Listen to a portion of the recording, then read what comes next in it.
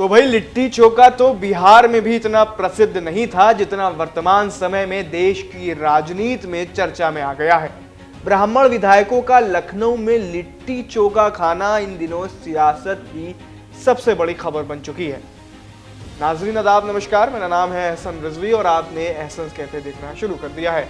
उत्तर प्रदेश की राजनीति में आज सवाल सिर्फ सरकार का नहीं है, सवाल सत्ता के भीतर चल रही बेचैनी का है, जिसका उदाहरण समय समय पर हमारे सामने आता रहता है। प्रदेश में ब्राह्मण विधायकों की बैठक के बाद राजनीतिक गलियारों में हलचल तेज है, लेकिन ये हलचल अचानक नहीं है, क्योंकि इससे पहले भी ठाकुर विधायकों की बैठक हो चुकी है। अब सवाल ये है कि ये सब क्या सिर्फ संयोग है या फिर भाजपा के भीतर कुछ ऐसा चल रहा है जो अब सत्ता पर आने लगा है। हालांकि बैठक में शामिल उन सभी ब्राह्मण विधायकों का कहना है कि ये एक इनफॉर्मल मीटिंग यानी सामान्य सी मुलाकात थी। हम सब एक भोज के लिए इकट्ठा हुए थे। लेकिन अब आप मुझे ज़रा एक बात बताइए कि अगर आप किसी फंक्शन में या शादी में शामिल होने जाते हैं तो क्या आप वहाँ पहुँचकर रजिस्टर पर अपना नाम लिखते हैं, अपना नंबर लिखते हैं, हस्ताक्षर करते हैं? नहीं ना। तो कैसे ये एक सामान्य सी मुलाकात हुई, मुझे ये समझ में नहीं आ रहा है। दरअसल जब अलग अलग जातीय समूह के विधायक अलग अलग बैठकों में जुटान करते हैं तो राजनीति में इसे सामान्य सी घटना नहीं माना जाता है, खास तौर पर तब जब पार्टी सत्ता में हो और पूर्ण बहुमत से सरकार चल रही हो। सूत्र बताते हैं कि ब्राह्मण विधायकों की बैठक में सिर्फ सामाजिक मुद्दे नहीं बल्कि प्रतिनिधित्व, सम्मान और सत्ता में हिस्सेदारी जैसे भी सवाल उठे।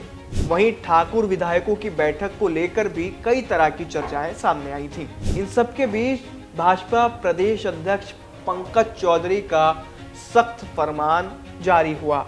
उन्होंने विधायकों को कड़ी फटकार लगाते हुए साफ कहा कि पार्टी के भीतर इस तरह की अलग अलग लामबंदी किसी कीमत पर बर्दाश्त नहीं की जाएगी। लेकिन सवाल यही खत्म नहीं होता है। अगर सब कुछ ठीक था, अगर वो बैठक सामान्य से थी, अगर सरकार और संगठन में कोई खटास नहीं है, तो फिर प्रदेश अध्यक्ष को इतनी सख्त रुख दिखाने की क्या जरूरत पड़ी? राजनीतिक जानकार मानते हैं कि ये पूरा घटनाक्रम दो मुद्दों पर आधारित था। इस जुटान का पहला उद्देश्य ये था कि सरकार में ब्राह्मण विधायकों की सुनवाई नहीं होती है। इस पूरे सिनेरियो को लेकर वो सब ब्राह्मण विधायक जुटे थे।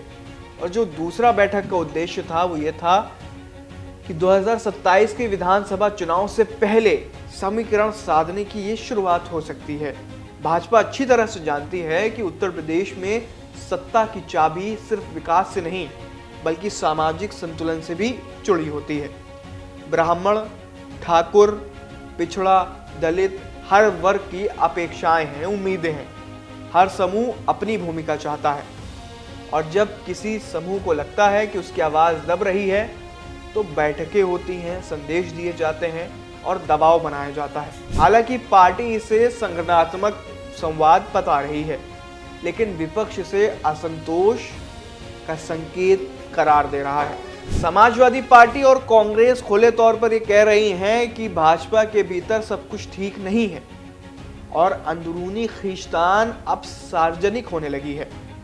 एक और दिलचस्प पहलू ये है कि योगी सरकार के लंबे कार्यकाल के बाद अब विधायक अपने अपने क्षेत्रों में सीधे जनता से सवालों का सामना कर रहे हैं। ऐसे में सरकार की नीतियां, अफसरशाही की भूमिका और स्थानीय मुद्दे विधायकों के लिए राजनीतिक चुनौती बनते जा रहे हैं। तो क्या ये बैठकें केवल संवाद का माध्यम है या फिर पार्टी नेतृत्व को ये बताने की कोशिश है कि जमीनी हालात बदल रहे हैं? सबसे बड़ा सवाल यही है कि क्या बीजेपी 2027 से पहले अपने भीतर के असंतोष को साध पाएगी?